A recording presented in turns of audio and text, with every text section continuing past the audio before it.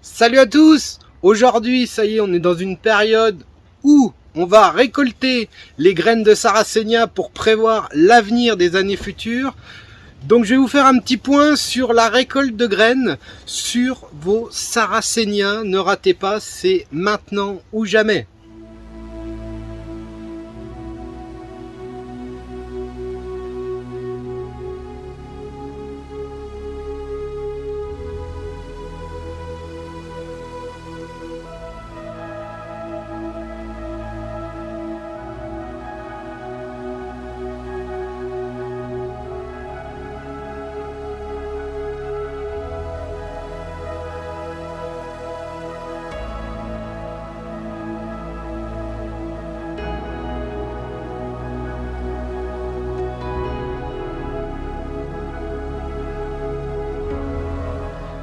Un petit topo sur les Sarracenia, je l'ai déjà dit plusieurs fois dans d'autres vidéos que vous pouvez regarder, mais je vais faire des rappels encore aujourd'hui. C'est au niveau des croisements des Sarracenia. Donc revenons sur la période du printemps.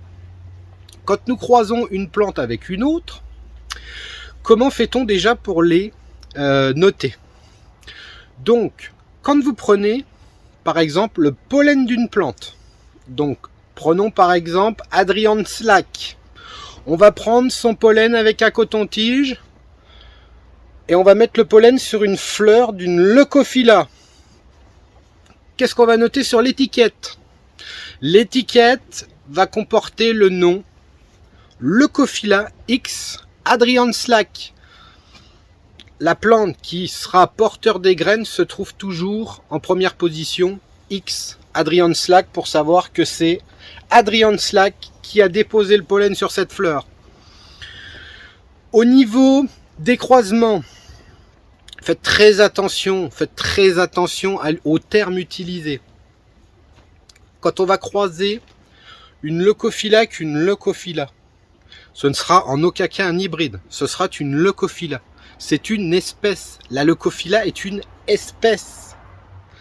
On croise des espèces entre elles pour faire des hybrides.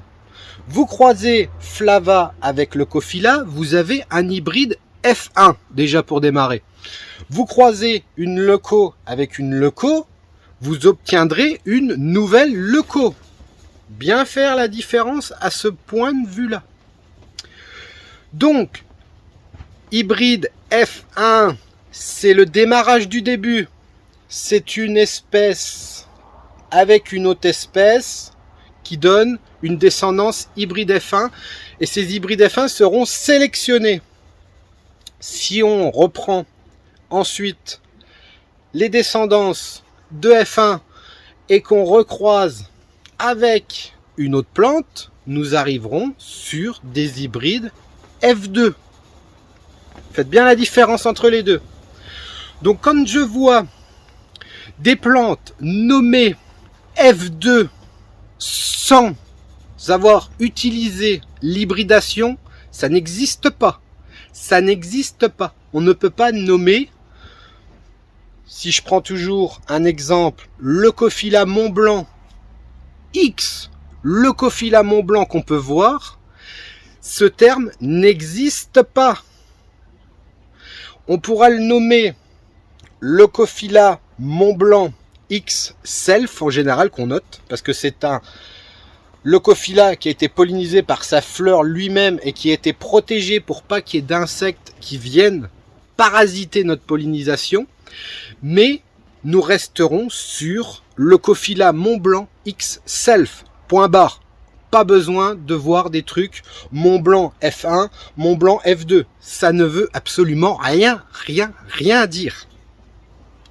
Ce qu'il faut savoir, c'est que quand on prend des graines, et je le vois régulièrement, n'achetez pas des graines de Goldie, n'achetez pas des graines de Leucophylla Mont Blanc pour les semer et ravoir ces plantes dans vos collections. On essaye toujours, voilà, Goldie j'arrive pas à la trouver, Mont Blanc j'arrive pas à la trouver, ah voilà des graines.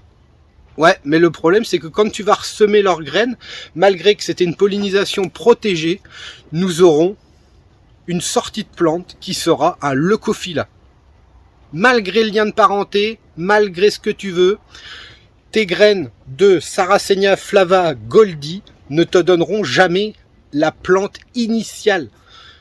Les plantes cultivars, donc que ce soit les Sarracenia, mais on le voit aussi pour les Dionnées, du moment que c'est un cultivar avec des noms entre parenthèses, on ne peut pas les semer. Il faut les multiplier par division.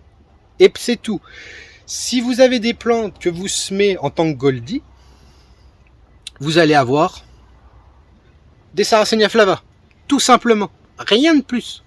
Rien de plus. Si on prend dans les leucophylla, par contre, des croisements, entre guillemets encore une fois, si on voit des plantes qui ont été pollinisées par leurs fleurs, sous la particularité d'être blanches pour les albas. Les albas est une variété. Donc, si vous semez des graines de variété alba de leucophylla, vous n'aurez jamais des leucophylla avec des veinages. Les semis vont vous donner des leucophylla blanches. Hein, c'est la variété alba.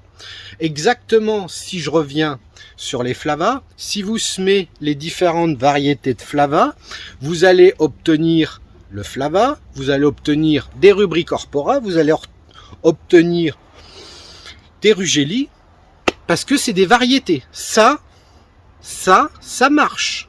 Mais ce ne sera pas les cultivars que vous avez prélevé les graines dessus. Petit point supplémentaire, c'est pas parce que vous avez des graines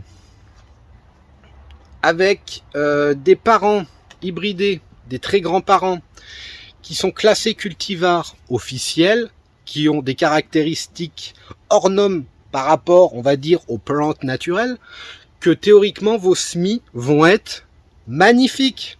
Vous pouvez semer des croisements avec Sorus, avec Wakamo, avec ce que vous voulez. Toutes ces plantes-là ne redonneront pas des cultivars exceptionnels. Vous pouvez très bien avoir un semis qui va vous redonner ces liens de parenté. Donc nous allons tomber maintenant dans cette histoire de F2, hein, parce qu'on va ressemer de nouveau la descendance de Sorus qui était déjà un hybride F1 à la base. Donc l'hybride F1 de Sorus que tout le monde doit connaître en théorie, c'est un leucophylla par un ornata. Donc nous avons donné Sorus F1 qui a été sélectionné. Si vous ressemez Sorus croisé avec autre chose, nous allons tomber dans du F2. C'est la différence. Hein. Sorus n'est pas une plante naturelle, c'est bien un hybride F1 qui a été sélectionné. Et si vous le recroisez, on arrive dans du F2. Et bien souvent, quand on arrive dans du F2, qu'est-ce qui se passe? Les liens de parenté refont surface d'un seul coup. C'est pour ça qu'on ne peut pas aller plus loin par rapport au F3, au F4. Ça n'existe pas. En général, quand vous ressemez et que vous arrivez dans des F2, bien souvent, tous les parents ressortent. Donc, vous allez avoir une partie de multi-trucs mélangés, hein, dans votre croisement de Sorus par une autre plante, par exemple. Mais vous allez avoir beaucoup, soit d'ornata, soit de leucophylla qui vont ressortir. C'est comme ça, c'est la génétique des plantes. Au bout d'un moment, ça revient, ça fait surface. Donc voilà, on va pas s'attarder sur le sujet, je voulais remettre des choses bien au point. C'est sûr que c'est pas des termes très scientifiques pour les personnes qui regardent et qui vont dire ah, il y a deux trois petites choses voilà qui vont pas, mais la base des choses c'est ça qu'il faut retenir.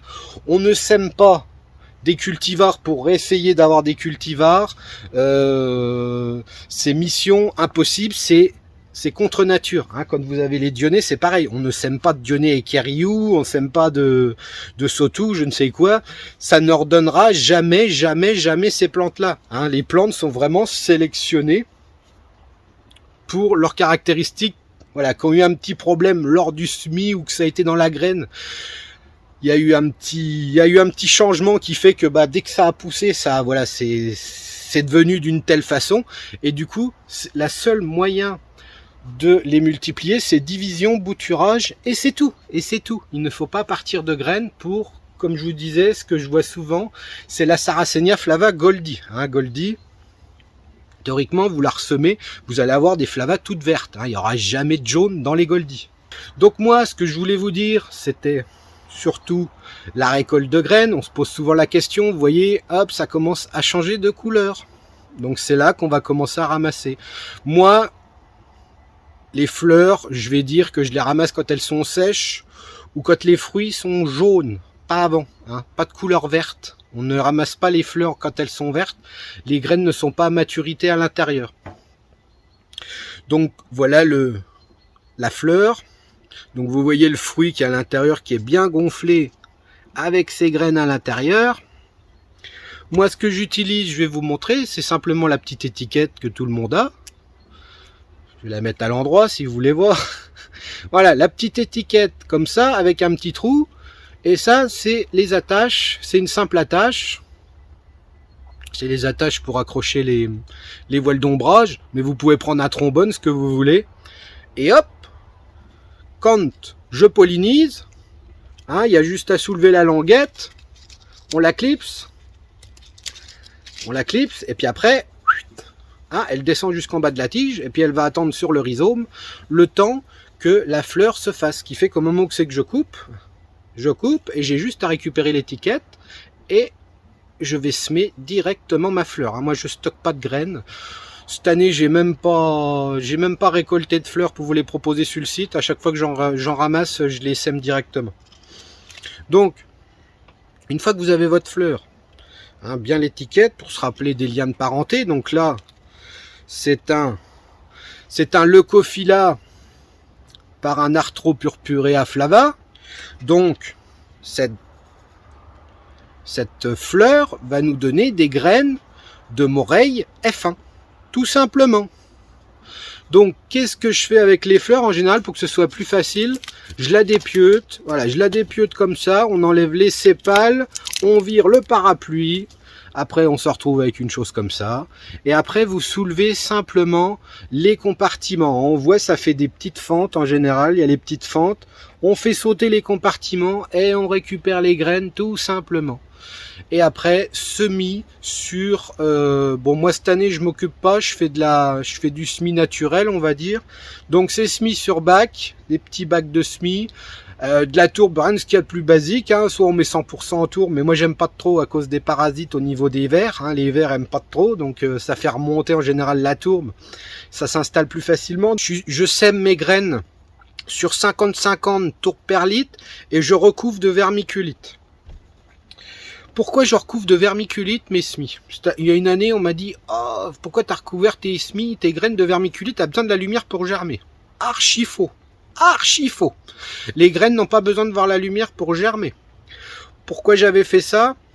C'était déjà pour avoir, en théorie, un meilleur taux de germination. J'utilise de la vermiculite extra fine, attention.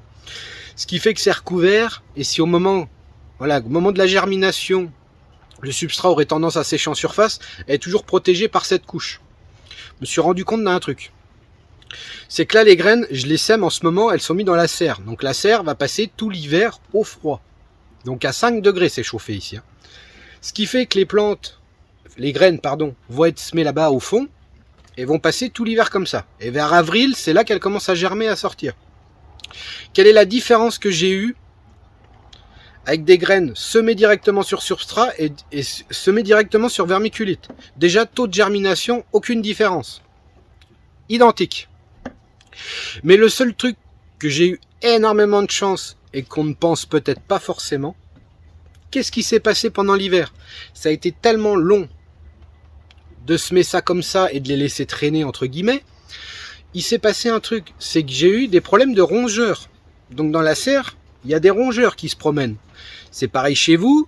Si vous avez des petites serres tunnels, les rongeurs vont toujours chercher à aller à l'endroit où c'est qu'il fait plus chaud que l'extérieur. C'est logique, c'est pareil pour vous. Si vous promenez dehors et qu'il fait moins 10 et que vous avez une serre qui est chauffée à 5 degrés, je pense que vous préférerez passer la nuit dans la serre. Donc qu'est-ce qui s'est passé? Un matin j'arrive, je dis les semis sont étranges. Ben, j'ai regardé de plus près, toutes les graines étaient écossées. Toutes les graines... Les rongeurs étaient passés, donc sûrement souris, hein, parce que c'est vraiment de la petite graine quand même. Toutes les souris m'avaient décortiqué les graines pour manger le tégument qui est à l'intérieur. Donc il restait plus que l'écosse sur le semis. Donc quelqu'un qui n'y connaît peut-être pas grand-chose va se dire « Oh, je comprends pas, mes graines, elles lèvent pas. » Bah, elles ont été écossées. Elles ont été écossées par un rongeur. Et des fois, on va se dire « Ah, la technique... » Non. Les techniques n'importe lesquels marchent en théorie. Donc, voilà, c'était ça le problème, c'est que ça s'est fait décortiquer par les rongeurs. Et mes semis qui étaient à côté avec une couche de vermiculite, ils n'ont jamais trouvé les graines.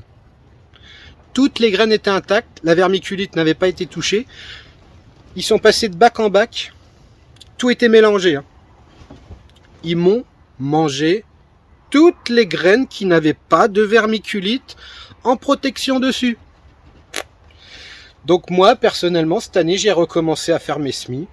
Tout est semé sous vermiculite. Voilà, je pense n'avoir rien à rajouter. Je vous dis à la prochaine et portez-vous bien.